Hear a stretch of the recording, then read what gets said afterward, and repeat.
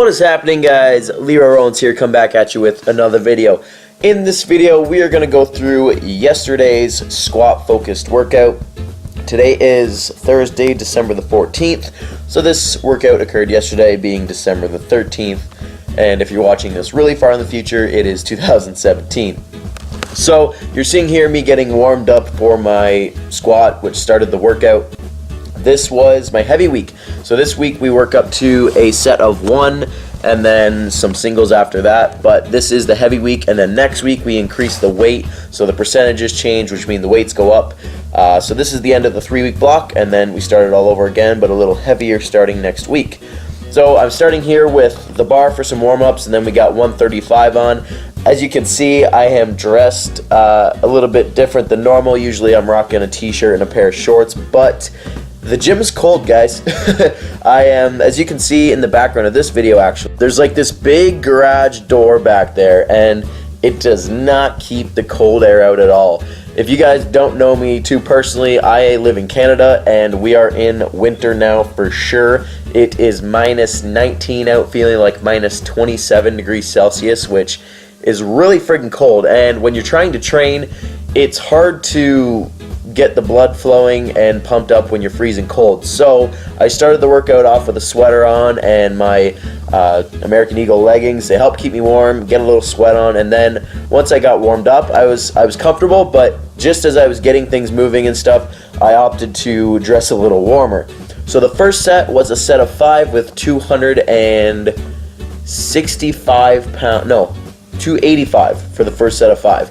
Moved really good. This workout, guys, I was feeling really good. You can't see because I got the pants on, but I do have my knee sleeves under it. I wear those to keep my knees nice and comfortable. And then we went to 320 pounds for a set of 3.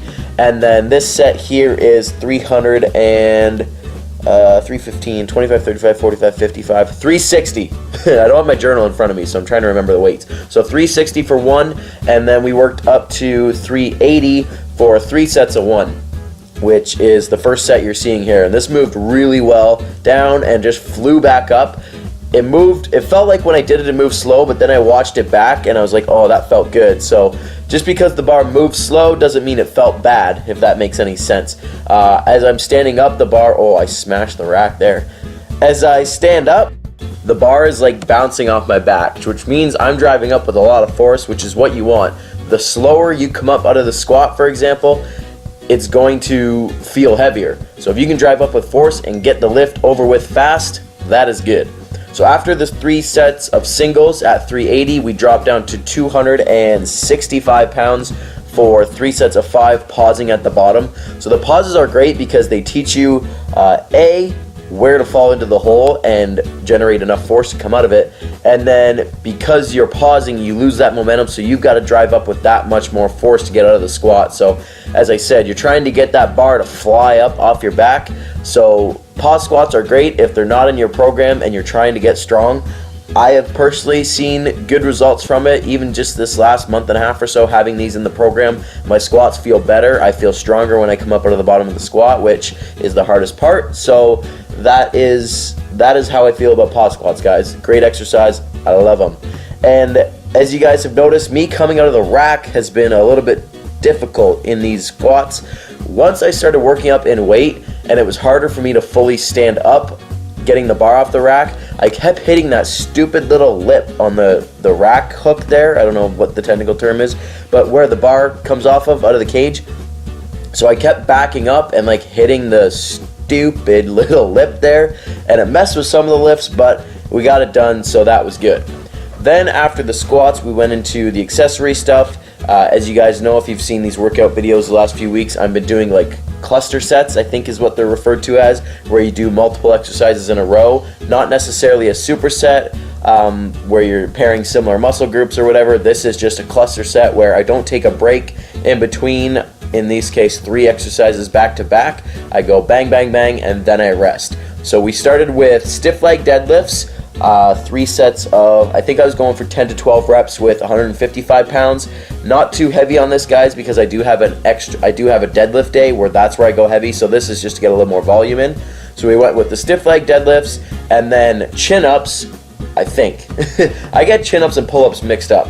I usually always do palms overhand, elbows a little bit, like arms wider, but then I opted today to do maybe chin-ups, maybe pull-ups, whatever they're called, palms facing you. So that was different. It's definitely something I'm not used to, and it felt weird. So I did sets of 6 with that, just making sure I get a full stretch at the bottom, and then trying to drive up, pull myself up to the bar with force.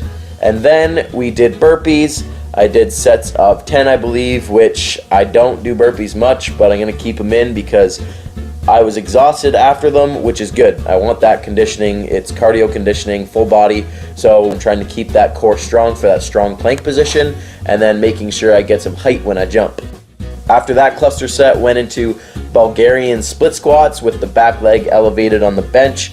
I'm holding a 45-pound kettlebell in my hand, and then I think I was doing 12 aside, getting that big stretch in the back leg, and then driving up through that front heel, squeezing that front glute at the top, and making sure I keep my torso nice and tall.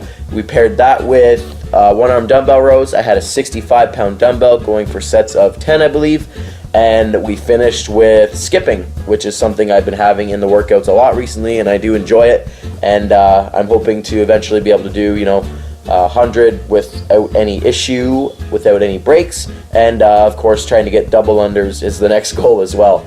So all in all, guys, it was a really, really good workout. As I said, next week we ramp it up even more and start adding more weight, higher percentages.